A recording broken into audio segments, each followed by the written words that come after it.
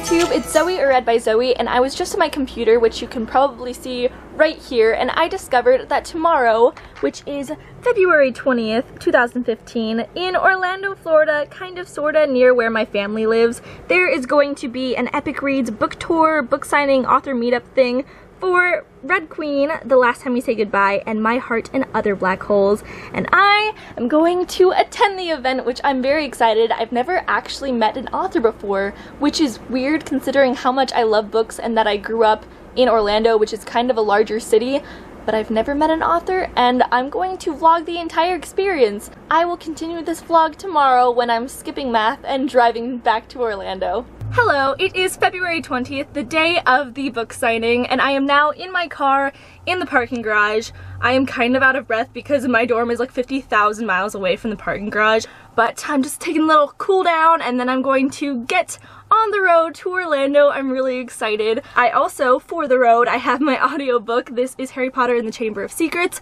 It's a reread, obviously, because I've read Harry Potter several times before. And also, right before I left my dorm, I got an email from the mailroom saying that I had a package, and it is Red Queen by Victoria Aveyard, the person that I'm going to meet today. So it's good so I don't have to buy another copy for her to sign. Now I actually have the one copy that I bought like a week ago, but Amazon took forever to send to me. So now I'm actually going to get on the road, and I might update you when I'm driving. Said Hermione wonderingly. No, said Harry. Have you looked? So I am back in Orlando, I'm back in my neighborhood, and now I'm going to stop into my local Barnes & Noble just to pick up the two other books that I'm going to have signed tonight, but I don't have. I have Red Queen, like I showed you, so I will just visit two Barnes & Nobles tonight. I don't know. I don't really know why I'm stopping in here, because I'm going to be at a Barnes & Noble later, but you know, we're just gonna do it. I'm home. It's the teen section. Now we just have to find the books. I have no idea where they are. I have spotted book number 1, My Heart and Other Black Holes. I'm going to buy this. My Barnes & Noble has the cutest guy workers, and I don't understand it. But they're also like way older than me. So, Book number 2 has been cited, The Last Time We Say Goodbye. And now I have both of them. The 2 books right here, and now I have all 3, and now I'm going to go back home and get ready for the event, and then I will leave. And I have to get gas at some point because that drive from school to here used all of my gas. But no matter, let's go. Back in my car again. I am finally at the Barnes & Noble in Waterford Lakes, and now I'm going to go inside and see if anything's set up. Okay, so I just realized that I'm bringing a Barnes & Noble bag into a Barnes & Noble. I don't know if this is allowed or not. Is this like frowned upon? I don't know, but I'm doing it anyway. Hi, I'm Skylar. I live in Florida. I'm at my first book signing. Woo, mine too. Hi. Okay. Hello. Hey, I'm Audris. I'm at a book signing. I'm so excited. Good evening, everyone, and thank you for joining us at Barnes & Noble Waterford Lakes. Tonight we are very pleased to be hosting authors Cynthia and Jasmine Warga and Victoria Aveyard as they continue their Epic Reads tour and celebrate the release of their new books. Cynthia Hand is a New York Times bestselling author whose latest book, The Last Time We Say Goodbye, features a teen protagonist struggling in the aftermath of her brother's suicide. Jasmine Warga's My Heart and Other Black Holes takes on the topic of teen suicide from a different angle as her main character seeks out a suicide partner and must ultimately choose between life and death. In The Red Queen, Victoria Aveyard introduces us to a world where people are defined by the color of their blood. Those with silver blood have amazing abilities, and those with common red blood serve the silvers. However, one girl breaks this mold and could change everything. My biggest advice to these two is just to enjoy your time. I think you can get really wrapped up in all of the stuff that you need to do and all of the like hoopla of it all, and the anxiety of writing the next book and all of that stuff. And I would just say to take some time and just really enjoy the process and enjoy getting to meet readers and in all the different ways that you will. I didn't like touch a light switch and get shocked or anything like that. But the idea to like actually attempt to write a novel. I've been wanting to write novels my whole life and never thought I could actually finish one. But I was coming to the end of my senior year of college, and I'd written screenplays in college, what I studied. And I was interning at 21st Century Fox on their studio lot, and my boss, who was a producer, had me reading the Amazon self-published list to look for the next role or the next 50 Shades of Grey. And some of the stuff was good that I was reading, and it was all snapped up, and some of the stuff was bad, and it was still represented and still had people interested in it, and I started thinking, like, I can at least write this, I can at least do this. So, and then I thought, like, wait, I really maybe can do this. I've finished screenplays by now, maybe I can finish a novel. And I was struck by the image of a girl who can control lightning, and I thought, that's a cool story, I'd like to go on that little ride. So I built the world and the characters around servicing this image and creating a world that just could exist in. I mean, so many things, but I think the biggest thing was to trust that the story that mattered to me could possibly resonate with other people. I think so often, like, self-doubt is huge for writers, and I think even after you get to the point, you know, of having an agent and an editor, it's still something you struggle with, but sort of learning to have that, like, belief in your own work and trust that even when it seems, like, messy and you have no idea where it's going to, like, finish. And because for me, finishing has been, like, a huge problem. I have so many projects before this one that are, you know, stalled at 10,000, 15,000, 20,000 words, and this project sort of moved me from, like, a middle distance runner to doing the marathon, and kind of taught me that joy in finishing. And I'm trying to, like, really remember that feeling now as I work on trying to force myself to continue with this new thing that I'm working on, of this idea that you don't give up on it even when it seems like that the end is nowhere in sight. So. I actually texted the narrator for the audiobook and apologized for page 245 of my book, which is the Fibonacci sequence. It's like, and Lex says it several times in the book, but at one point she's very, very upset, and she takes it into the millions. It's where you, like, take a number and then add it to the number before, and then that's the next number. And it's a really cool little pattern, but it you know, having to read it out loud, I was like, oh, I'm sorry. I wasn't thinking about that. I do not math. I mean, I took math in high school, and it was uncomfortable, and I mean, I took AP Calculus, but I did not do well at it. I always struggled with it. And how I ended up writing the math in the book was one of my friends who was in that AP Calculus class that I took in high school is a high school math teacher, and she was on my speed dial for the book. So anytime I had a math question, she heard from me very quickly. And there was actually a point in the copy editing where they had messed up one of the equations that's inside of it because their program couldn't put it in correctly. And so it was just like my copy editor, me, and my math friend just frantically trying to get this equation to look right on the page, you know. But I owe her, like, lots of, like, ice cream or whatever she wants, because she really helped me get through the math part of the book.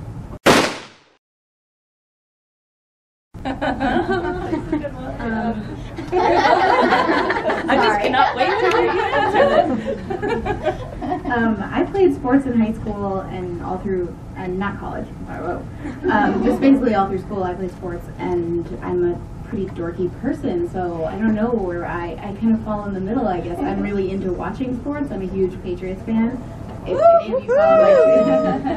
you follow my Twitter, I apologize for my Sundays. But I don't know. That's a really weird question. Everybody's included. Yeah, I don't know. I mean, for me, it was trying to address this issue head on, because I think that it's something where we talk a lot about the taboo that surrounds suicide, but we don't talk so much about the taboo that surrounds depression, and often those two things are linked. And I think that when you're suffering from depression, sometimes the most life-saving thing that you can do is find a way to connect with someone else, because I think one of the most misunderstood things about the disease is that it's logical and that people have like really good, that there's reasons to be depressed, and obviously sometimes depression is situational, but oftentimes it's like chemical and in the brain, and it's illogical, and your brain kind of turns against you. And so I think other people can help you to be a more reliable observer of your surroundings. And that gets back to the idea, though, that when we don't talk about it and we stigmatize it, we make it all the more harder for people who are struggling to want to reach out. And so I mean, I hope that the book offers hope and optimism, but more importantly, I hope the book is like honest and helps to bring about a dialogue about it, because I think that's the most important thing, is to start really talking openly as a society, as opposed to sort of burying it under the rug and pretending like these things don't exist, because we don't show mental illness the same sort of compassion we show diseases that present physically. And I hope that that starts to change.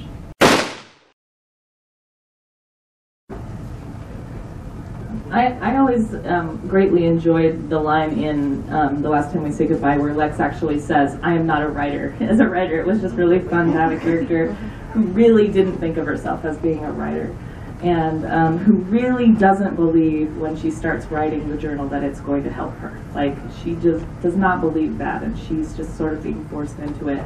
But then over the course of the book, you see that it actually is helping her, and she actually is starting to, I think the biggest problem that she presents, it's her therapist that makes her start writing this journal, and the biggest problem that she presents to him is that she says she can't remember anything about her brother besides his death. Like, that anytime she thinks about him, that's what she's thinking about, and the happy times, she can't even begin to start to remember those anymore.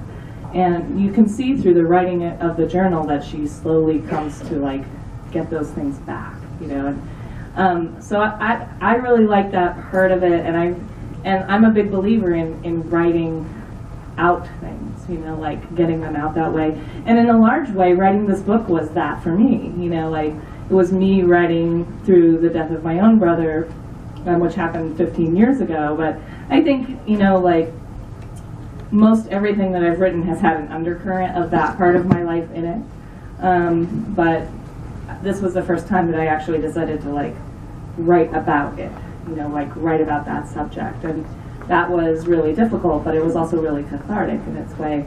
I don't journal a lot because I feel like it takes some of my creative energy away. Like, I love to have journaled, you know, like I look back over times where I have kept a journal for a little while and I'm like, oh, that was so cool, I wish I did that more.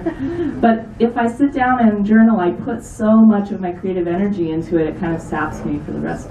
So I think most of the writing that I do that's cathartic is actually writing fiction, and it's writing my work.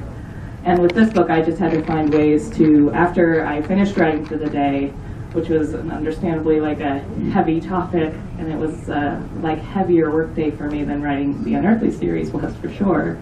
Then it was just finding ways to kind of release that story and just be able to go live my life. And that was like a lot of like walks and playing with my kids and seeing movies and playing video games and just trying to get back to a sense of normalcy after I'd spent, you know, however 4 to 6 hours a day weeping over my keyboard.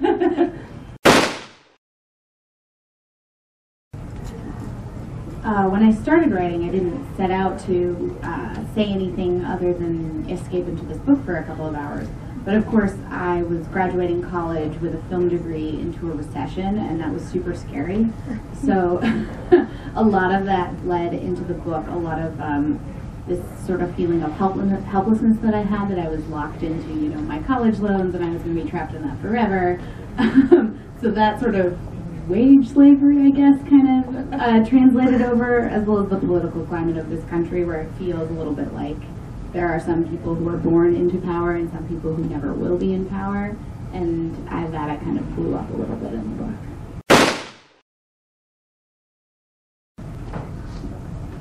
You know, I get asked this a lot, and it's a really strange thing that while drafting the novel, I hardly did any research, not any really research about, you know, depression or suicidal ideation. I sort of like wrote from my gut and from my heart, and I was writing the book in the months after I lost like a very, very close friend of mine, and so I think that grief sort of served as a chief inspiration. But the bit of research I actually did while writing the book was about children who have incarcerated parents and like how you would visit a parent who's in jail. But in terms of the mental illness, I didn't do any outside research, but once I'd finished the book and I'd gone through the process with my editor, she had it sent out to a couple of like pretty esteemed psychiatrists who reviewed the manuscript, because she wanted to make sure, you know, this is like first person, present tense story, and make sure that it was like responsible and authentic from somebody who had that sort of viewpoint. And I was really, really pleased when all of the psychiatrists came back that they found it to be really realistic and responsible and authentic, and sort of then helped us to formulate that list of resources in the back. But you know, the book it's a work of fiction, and I think everybody experiences depression differently, and the two characters in the book both have a very different experience with it, and so it's not meant to be, you know, an exhaustive medical study at all. But I think that I do feel comforted by the fact that somebody who is a professional, you know, reviewed it, especially since I didn't do outside research. I just wrote kind of from my own gut, which is how I think I write any sort of fiction. Azelle is a very tough character, and she's a tough character for me because I gave her so many of my flaws, but I think she'll always be very special to me in that she's my first narrative companion that I saw, you know, all the way through. So that was a hard question for me. It's like favoring one of my children or something. I will say that out of the ones that, like, I always love to write about Sam Jeza, who's kind of a bad guy in one of my books. He always sort of surprised me because he always showed up so multi-layered, and I like that. And I always loved to write about Angela because she was sort of the same way. I like characters that are unpredictable, and I'm not sure how they're going to behave when they show up. And then, like Jasmine, I always like the character I'm working on now, and I'm writing a teenage version of A Christmas Carol with a teenage version of Ebenezer Scrooge that I just love to death. She's such a brat, you know, and it's so much fun to write her. So right now I'm, you know, crushing on her, but there's some characters in the second Red Queen book who I really, really like, but I can't talk about them.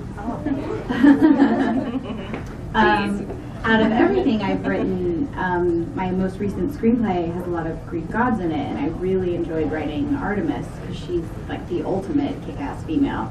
As far as Red Queen goes, writing Maven is really, really fun for me. I guess it was fun for you guys to read. He's really fun to write, and so is Farley. I love her strength because she's one of the characters who isn't superpowered and is still totally willing to put her life on the line and kick ass and take some names. When I was writing book one, I had no idea where the series would end, and I kind of had an idea of what the through line of two would be, and it's sort of set up in the end of the first book. And then about halfway through writing book two, I figured out where the ending of the Red Queen series would be, and now it's just going to get it done in 3 books. But as for outlining, I hate outlining. I make myself do it. It was sort of beaten into me in my screenwriting degree.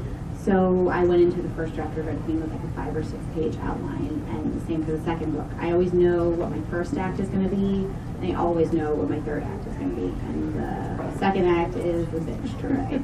And tying those two together is awful, but it's also where you find most of the surprises, and surprising yourself while writing is really, really cool and freaky. For me, it always depends on the project. Unearthly, I wrote pretty much without an outline, but I had an idea of where the whole thing would go. And this book, I outlined and then ended up editing it to be completely different.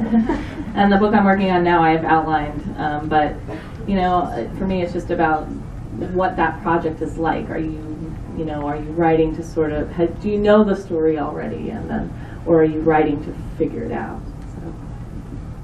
Yeah, I'm a mess. I never outline. I can't do it. If I'm like, I follow the voice and I follow the character, and if I'm like, if I know what's gonna happen, I'm kind of like, well, what's the point of writing it? Because to me, like, writing is sort of like an adventure, and so it's like exploring, and so I I wish I outlined. I think it would be a lot easier and it'd be a lot more productive because I end up writing, you know, lots and lots of words that can never be used in the novel, sort of like figuring out who my character is and what's going on, but my process doesn't include outlining.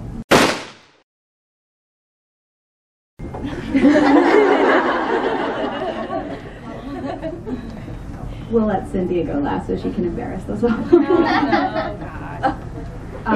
Book 2 is about to go to copy edits. This coming week is going to be my last week with it, to go through and change anything big and edit what I need to edit before we go down to like, I use this word 6 times in one sentence, could you fix that? And then I'm outlining and starting to draft book 3, which is really scary and fun.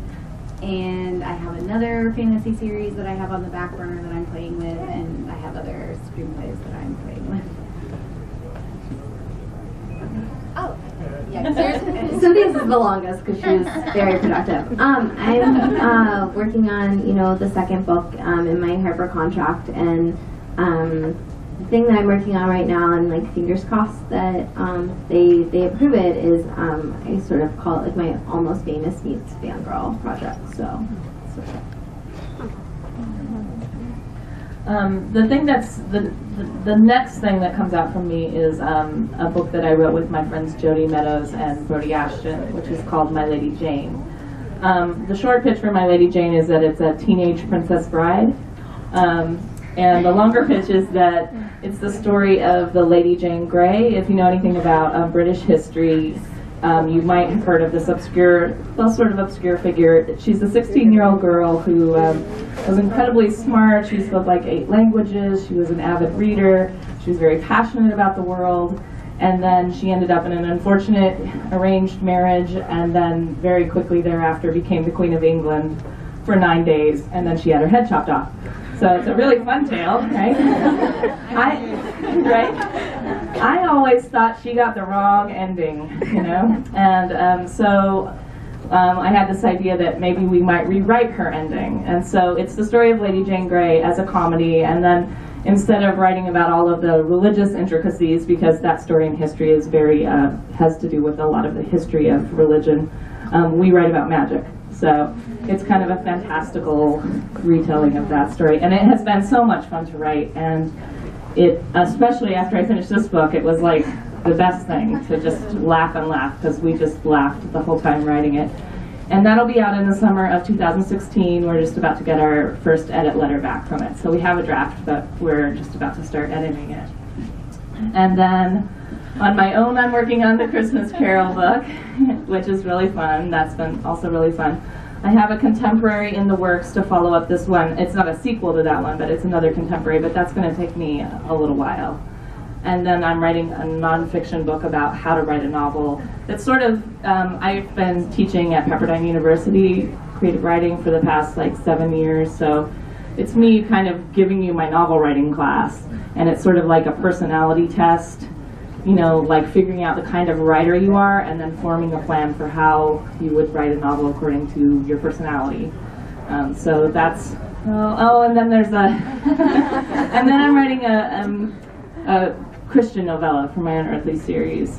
So that's it, I think. Is that it? Yes, that's it. Makes me tired. I think that to be a writer, you don't necessarily have to study writing. I took the writing study road. Like, I got an MFA in creative writing, and then I went and got a PhD in creative writing. That was a lot of school, and that shaped me a lot. But I don't think you need that to be a writer. I think you just have to be aware of the world and like take yourself seriously as a writer. And you can go out and study writing on your own in that way too. I mean, school is good because it gives you a safe space and time and hopefully sometimes money to like study writing specifically, but like I think you just have to take it seriously and then go after the things that you want to learn. And it depends on the kind of writing too. I mean, I think you should definitely read. Everyone always says you should read, you know. Oh, sorry. Yeah. But like, then I'm notoriously long-winded. I'm sorry, but like, but I don't think there's anything to stay away from. I think being a writer is as much about learning to experience the world and translate that. That's what I was going to say. Here you go, take it. I'm done. Another thing I was going to say, at least in the middle school and high school thing, I'm from a very small town. My parents were school teachers. I didn't take any fancy writing classes outside of whatever English class my school offered, and I just, wrote a lot of outside of school, either my own stuff or some really bad fan fiction that you guys will never find. That's not a challenge. That's not a challenge. It's gone. And then as far as college went, I did go into a BFA writing program, but I was very, very careful about not getting sucked into being in film school and only experiencing film school. So college-wise, live your life. Do what you can't write life if you don't live life. It's not going to work if you shut yourself up in your room and write or read all day long. You have to do other things and experience the world. I'm just repeating Cynthia now, so I'm going to pass it over to Jasmine. I mean, I'm basically also just going to repeat Cynthia, but harp a little bit more on the reading. I think that's the best way to learn how to write, is to read everything, anything. And I think the nice thing is when you read, you're going to start to see, what works for you as a reader and think about that. But then you'll also see what doesn't work for you as a reader, which I think can be good not only to learn from that, but also to understand, that all books and art is subjective. And so I think you'll sort of learn to be a less harsh critic sort of your own work, because I think for all of us, at least I know for me, you start off being really, really bad at this thing that you want to do, your writing, and then but that there's a gap, and I think the way you close that gap is just from reading more and writing more. It would be easier to tell you what I liked about writing. No, it's a really great job, but the hardest part for me is just putting my butt in the chair and signing out of Twitter, which you guys know is really hard for me, and just making something happen on that blank screen. And once I get going, it's there, it moves. And then of course you have your moments of self-doubt, which writing the first book I had a month of self-doubt where I didn't write at all. And luckily that's not happening anymore because I have a contract that I have to honor, and I have, an agent and an editor and writing friends who are like, no, you're doing okay. But that month was really all came down to me and saying either you're going to quit on this or you're going to keep going. And I said, you're not a quitter as far as this goes. So I think a lot of it is just powering through on your own sense of willpower. I think for me it's quieting the voices. The writer Anne Lamott talks about that, the little mice that she has to put into the jar, before she sits down to write. And for me, when I wrote Unearthly, it was all lovely and quiet, and then the minute that it gets published, all these voices start to come in, and there's just so much of that. And I think for me it actually sent me to write my second book. I actually had to drive to the library without my computer and write it longhand for the day and then come home, because the computer was sucking my life away and adding all of these voices that it just made it very hard to concentrate. So I think just learning how to silence the voices is the hardest part for me. No, I mean I agree with that. This question is always so hard for me though, because I could go on for hours and hours about things that I find difficult about writing, but at the end of the day it's not coal mining, so it's sort of about having the self-discipline to sit down there and do it even when it feels really hard. And for me it's not being seduced by the shiny new idea. I feel I always will be I'll start a project and then I'll have this other idea, and when that idea walks by, you don't see any of its problems. You don't know that, you haven't gotten to the middle yet where there's no tension and it's falling apart. So I always, I'm a serial cheater on all of my ideas. And so it's, the hardest thing for me is, staying committed and focused and not, self-sabotaging myself. I think, I'm my writing's own worst enemy lots of the time, so. I love books so much. It's like picking a star in the heavens. Every year, December 31st, I write a list of all the books that I've read that year, and then I rank them or put my favorite 5 or 6 or however many I can narrow it down to. So this year it was Pierce Brown's Red Rising, Holly Black's The Darkest Part of the Forest was a great one. I just read the Embers one. What was the book? Yeah, that was amazing.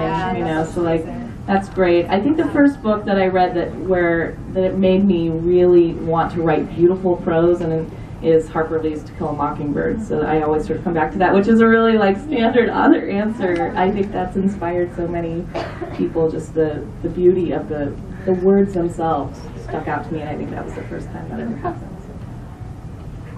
Well, I always like to start with Francesca Leah Bloch's Sweet Sea Bat and Stephen Chbosky's Perks of Being a Wallfly. I think are the reason I write YA today, so I always have to call them out.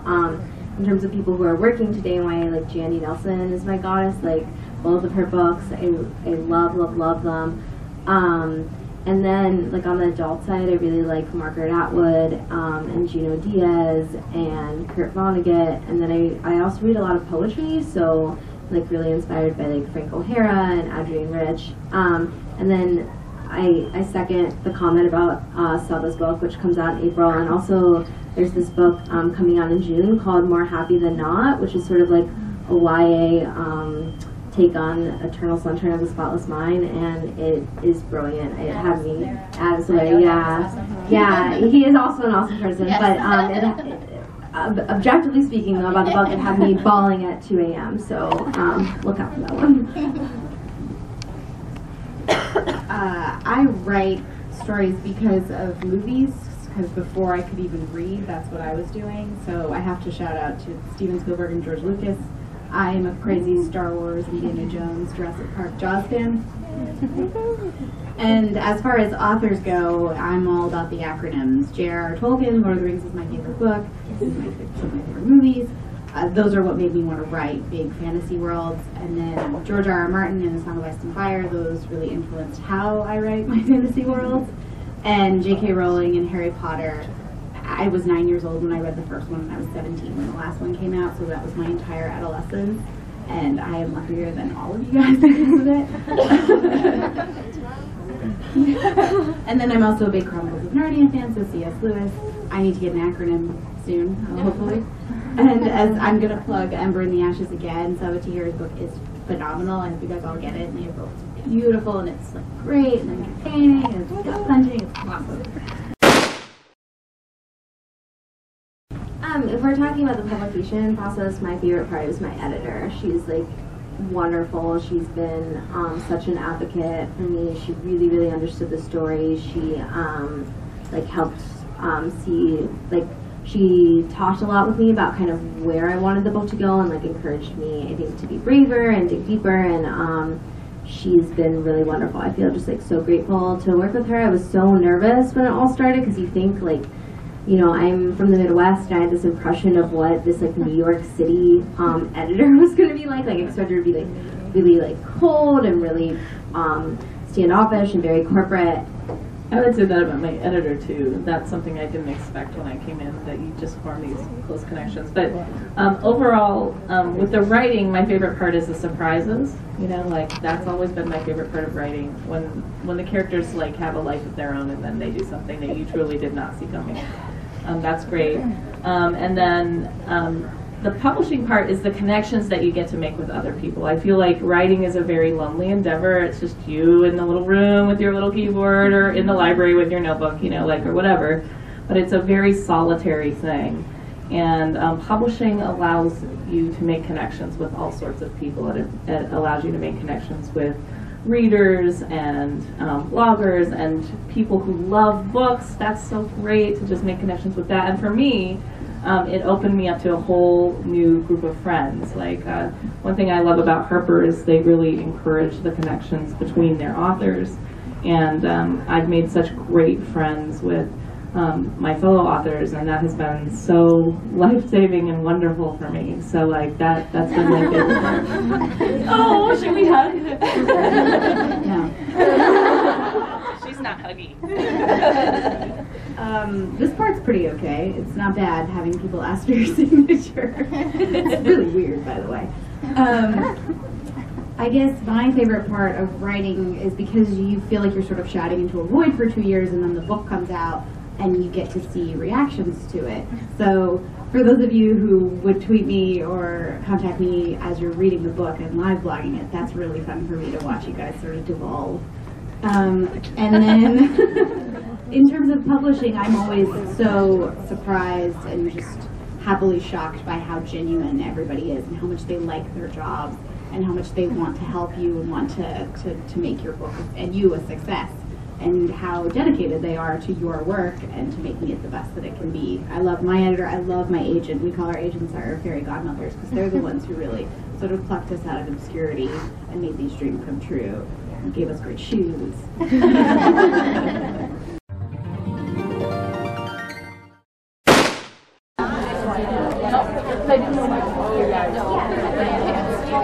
So this is me and my new friend Audris, and we are in line waiting to get our book signed. So excited. So many books. Yay. Hi! Wait, sorry. I can't work like this. Hi YouTube! So we just got all of our books signed and we met the authors. Victoria was very, very nice. So nice. Oh, it was great. And this was my first experience, but she is a seasoned professional. So thank you for helping me. No and problem. I just met her today and you're really nice, and we might go book shopping in the future. Yeah. So that was my experience of meeting my first authors. I had such a great time, and I promise that in the future my vlogs will probably hopefully be less awkward than this first one, because this was my first time vlogging in public and it's way more awkward than you would think. But please let me know if you would like me to do any more vlogs, and I will talk to you later. Keep on reading. Bye!